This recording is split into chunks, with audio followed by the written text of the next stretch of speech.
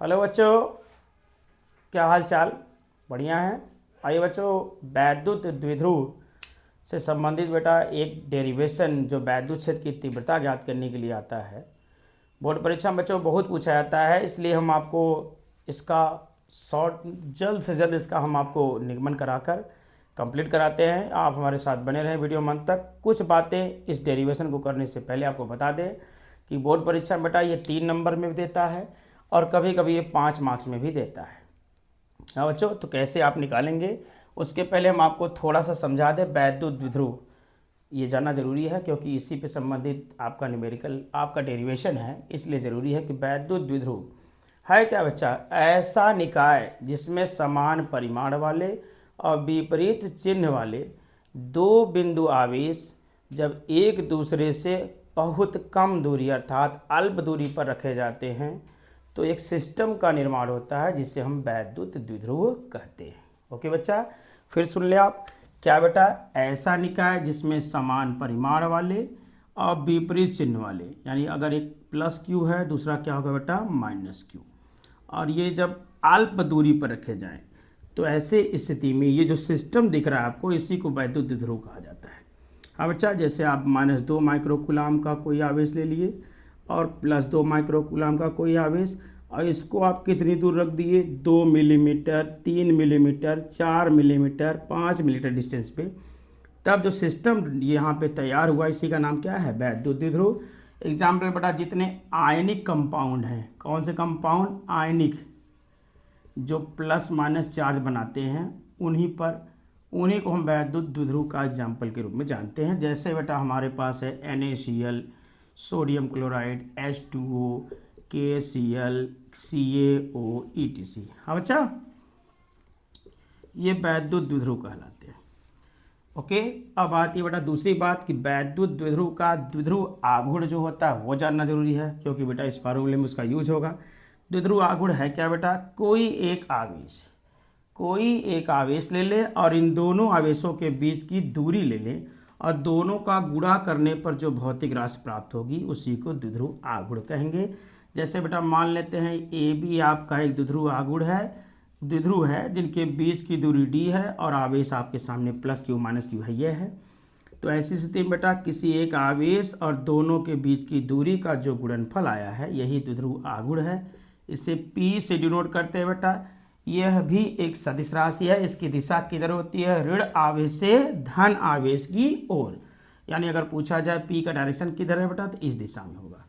Okay बच्चों, हाँ एक और सामान्य जानकारी कि अगर आपके द्विध्रुव आघूर्ण की मध्य बिंदु से दूरियां पता हों, जैसे मान लीजिए बेटा AB एक द्विध्रुव है, यहाँ -q कूलाम, यहाँ +q कूलाम का आवेश है, और यहाँ एक मध्य बिंदु O दिया है जिससे पहले आवेश की दूरी L है, तो दूसरे की बेटा ऑब्वियसली कन्फर्म है वही होगी जो आगे है L। अब बताओ यहाँ D कितना हो गया बेटा? L + L, यानी D कितना हो गया? 2L। अब आप फार्मूला लिखोगे द्विध्रुव आघूर्ण क्या होगा? Q × 2L।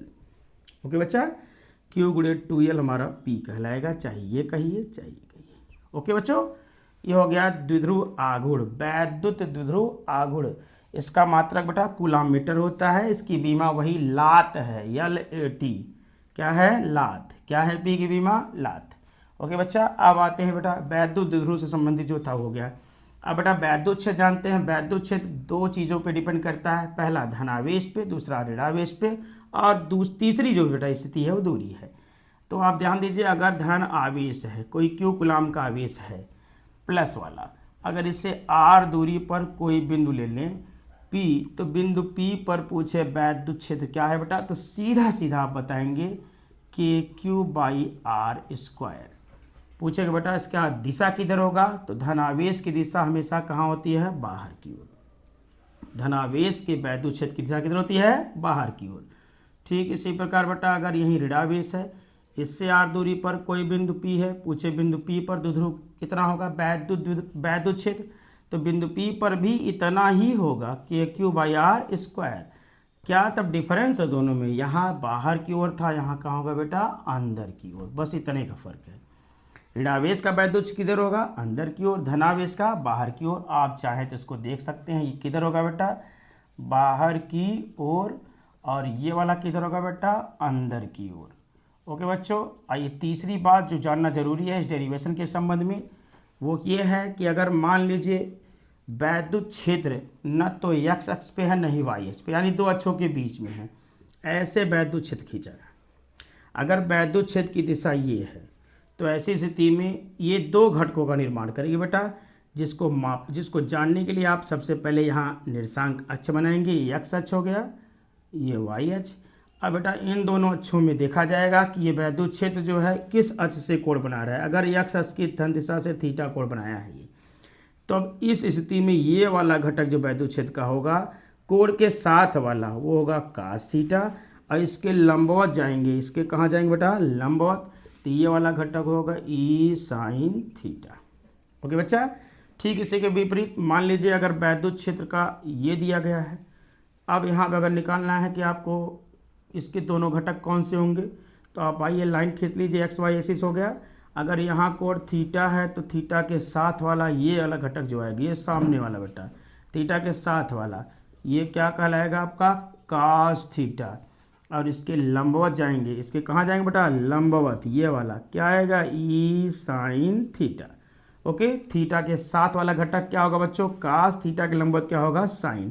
अगर आप इतनी बातें समझ गए हैं तो आपको हम निरक्षीय स्थिति में वैद्युत क्षेत्र की तीव्रता अभी तुरंत बता रहे हैं, आपके जरूर समझ में आएगा। वीडियो में 10 मिनट बने रहिए, गारंटी है कि आपको हम सिखा देंगे कैसे होता है निरक्षीय स्थिति में वैद्युत क्षेत्र की तीव्रता का व्यंजक। ओके बेटा, 3 बातें पॉइंट करनी है। पहला कि वैद्युत द्विध्रुव आघूर्ण P किसके बराबर बेटा, Q गुणे 2L। दूसरा बेटा अगर धनावेश है तो उसका वैद्युत क्षेत्र बाहर की ओर, ऋणावेश है तो अंदर की ओर, लेकिन दोनों का व्यंजक सेम होगा। तीसरी बात बेटा, अगर वैद्युत क्षेत्र कोण के साथ है, यानी थीटा कोण बनाते हुए विस्थापित हुआ है या इस दिशा में प्राप्त हुआ है, तब ऐसी स्थिति में ये दो घटक बनाएगा, एक क्षैतिज घटक, एक ऊर्ध्वाधर घटक।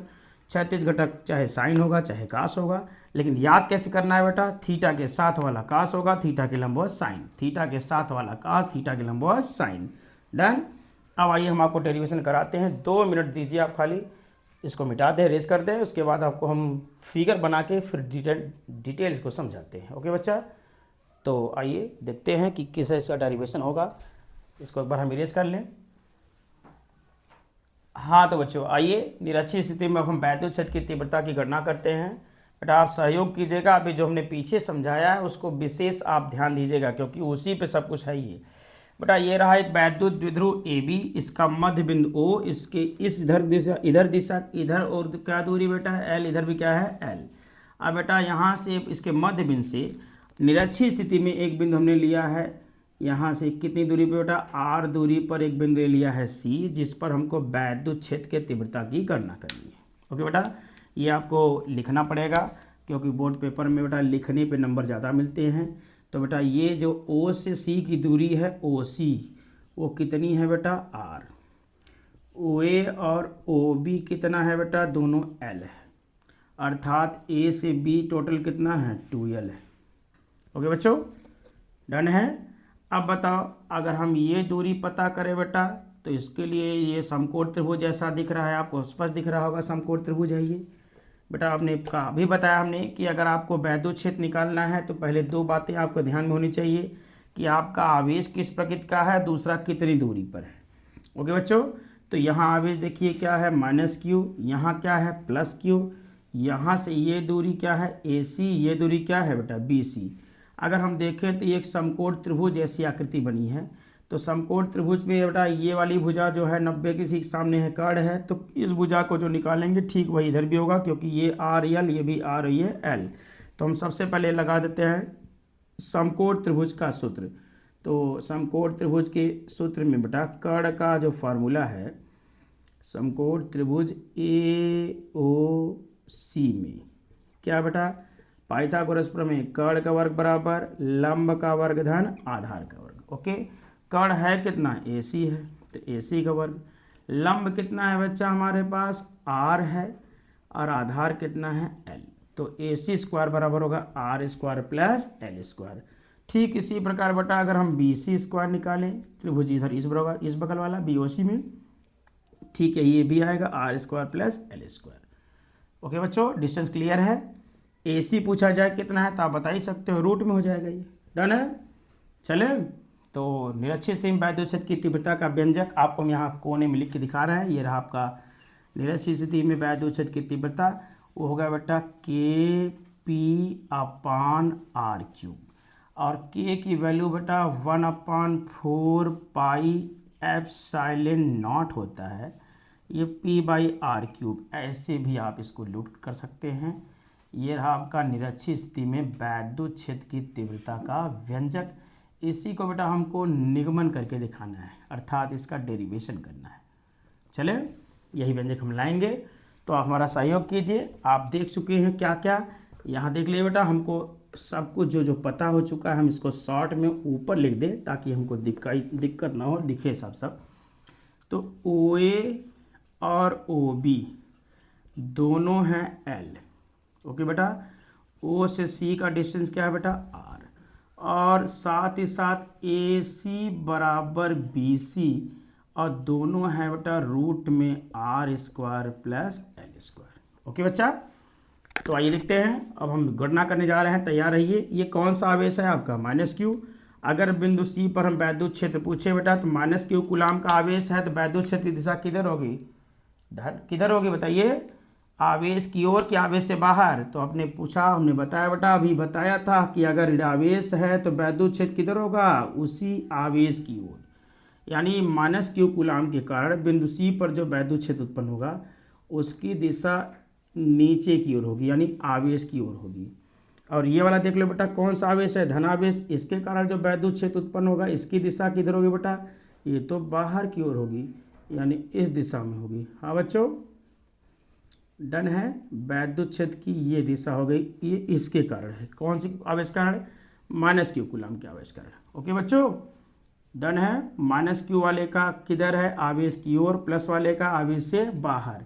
और कितना है बेटा, हमने देखा कि वो है E1, और मान लेते हैं इसके कारण जो है बच्चा वो क्या है, E2 है। ओके, डन है। OB थोड़ा जगह नहीं था इसलिए ये L है, यहाँ दिखा देते हैं। हाँ बेटा, चलें, तो आइए देखते हैं। ये E1 जो है बेटा, अब ये जो आवेश हमारा E1 वैद्युत क्षेत्र आ रहा है, ये x अक्ष अगर हम यहाँ बनाएं तो इसके साथ कोण बना रहा है कि नहीं भाई। ये तो x अक्ष की, x और y अक्ष ये हमारा है, इन दोनों के मध्य में आ रहा है। हमने अभी बताया था कि अगर आवेश वैद्युत क्षेत्र x y अक्षों के बीच में होता है तो ये दो घटकों का निर्माण करते हैं। मान लेते हैं बिंदु C की A से जो थीटा कोण बनाया है और B से भी कितना है, थीटा। तो बेटा ये थीटा है तो ये भी कोण क्या होगा हमारा, थीटा होगा। क्यों, क्योंकि ये वाली रेखा जो हमने खींचा है ये इस रेखा के समांतर और ये इसको कट कर रही है, तो इसके अल्टरनेट इंटीरियर एंगल क्या होंगे, इक्वल होंगे। और हमने अभी आपको बताया था, इसको मिटा दे बेटा क्योंकि यहाँ जगह नहीं है, इसको हम यहाँ दिखा रहे हैं, ये देख लीजिएगा, ये रहिए। आइए देखते हैं। तो यहाँ देख बेटा, ये E1 जो है कोण के साथ वाला घटक है, तो हमने अभी बताया था कोण के साथ वाला घटक क्या होगा, cos थीटा। और इसके लंबवत आएंगे तो ये वाला जो घटक मिलेगा क्या मिलेगा बेटा, E1 sin थीटा। ओके बच्चों, अब आ जाओ, ये थीटा है तो ये भी कोण क्या होगा बेटा, थीटा। ये थीटा तो शीर्षाभिमुख कोण से भी क्या होगा, थीटा। अब E2 के घटक देख लो, E2 ये कोण के साथ वाला है तो ये तो कन्फर्म है कि ये भी cos होगा, तो E2 cos थीटा होगा। नीचे न लिख के ऊपर दिखाएं, E2 cos थीटा कोण के साथ है, और इसके लंबवत जाएंगे बेटा, ये वाला तो आएगा E2 sin थीटा। ओके बच्चों, तो धनावेश और ऋणावेश दोनों के दो दो वैद्युत क्षेत्र स्थापित हुए हैं, ऋणावेश का भी और धनावेश का भी। ऋणावेश का है पहला वाला E1 cos थीटा और दूसरा E1 sin थीटा। धनावेश का वैद्युत क्षेत्र जो E2 है उसके भी दो घटक बेटा, एक E2 cos थीटा और E2 sin थीटा। अब आप देख लो इस फिगर में E1 sin थीटा और E2 sin थीटा एक दूसरे के विपरीत है कि नहीं, विपरीत है तो कट जाएंगे, क्या होंगे दोनों, कैंसिल। तो बचेगा क्या हमारा, E1 cos थीटा और E2 cos थीटा। क्यों, क्योंकि दोनों एक ही डायरेक्शन में हैं। तो बिंदु C पर जो परिणामी वैद्युत क्षेत्र होगा बेटा, किस बिंदु पर, ध्यान दो, बिंदु C पर परिणामी वैद्युत क्षेत्र वो केवल और केवल E1 cos थीटा और E2 cos थीटा घटकों के कारण उत्पन्न होगा। वैद्युत क्षेत्र अगर देखा जाए बेटा तो E बराबर होगा E1 cos theta plus E2 cos theta. दोनों में कॉमन क्या है भाई? Cos theta. तो बचेगा क्या? E1 प्लस E2, साथ में हो गया कास थीटा। हाँ बच्चों, ये बिंदु C पर परिणामी वैद्युत क्षेत्र है। अच्छी स्थिति में है कि निरक्षी में? निरक्षी में है। अब आइए E1 और E2 निकालते हैं बेटा। तो E1 जो है इस बिंदु C से A1 की दूरी जो है, यानी बिंदु C की माइनस क्यू कूलाम से अगर दूरी देखें, यानी माइनस क्यू कूलाम के आवेश से कहाँ बेटा? C बिंदु पर वैद्युत क्षेत्र अगर पूछे, माइनस क्यू कूलाम के आवेश से कितनी दूर जाना है बच्चा हमको? AC दूरी पर, AC दूरी पर स्थित बिंदु C पर अगर हम वैद्युत क्षेत्र देखें तो बेटा देख लीजिए, वैद्युत क्षेत्र जो होगा वो होगा E1 बराबर KQ अपान AC स्क्वायर। तो KQ अपान AC है कितना? R square plus L square. Root में रहेगा बेटा तो इसका स्क्वायर करेंगे तो कड़ी हट जाएगी। यानी अभी हमने आपको दिखाया था कि AC जो है वो है रूट में R square plus L square. तो AC का स्क्वायर करेंगे तो कड़ी हट गई नहीं, ये हो गया। ओके, ठीक इसी प्रकार माइनस क्यू के बाद अगर हम प्लस क्यू कूलाम के आवेश कारण देखें तो प्लस क्यू कूलाम के बिंदु आवेश के कारण, अच्छा इस बार कितनी दूरी पे हम? BC। कहाँ हैं? BC दूरी पर जो स्थित बिंदु C है, बिंदु C पर क्या निकालना है हमको? वैद्युत क्षेत्र की तीव्रता, या वैद्युत क्षेत्र सीधे सीधे कहिए। तो वो क्या होगा बेटा? E2 बराबर सेम यही है KQ अपान BC स्क्वायर, यानी KQ अपान R square plus L square, क्योंकि जितना AC स्क्वायर है उतना क्या है बेटा? BC square. अब बेटा E1 E2 की वैल्यू मिल गई। आइए समीकरण 1 में पुट करते हैं और आपको तुरंत इसका फार्मूला डिराइव करके बताते हैं। कहाँ रखते हैं? समीकरण 1 में। तो समीकरण 1 में, ठीक है, किसका इसका मान रखना है? E1 तथा E2 का मान रखने पर, तो देखिए E1 E2 का मान रखते हैं तो क्या मिलता है? E बराबर बेटा E1 की वैल्यू है KQ divide by R square plus L square. फिर E2 का भी वही है KQ divide by R square plus L square. और साथ में बेटा क्या है? cos theta. क्या दोनों का हर बराबर है? बिल्कुल है। तो 2KQ अपान R square plus L square into cos theta. Okay बच्चों, cos थीटा निकालना है तो ज़रा यहाँ देखिएगा, इसको मिटा दें। तो cos थीटा के लिए फार्मूला होता है आधार बटे कर्ण। तो थीटा के सामने ये लंब है, ये आधार है, ये कर्ण। तो आपका आधार हो गया L, कर्ण हो गया रूट में R square plus L square. Okay बच्चों, तो cos थीटा की वैल्यू यहाँ पुट कर देते हैं।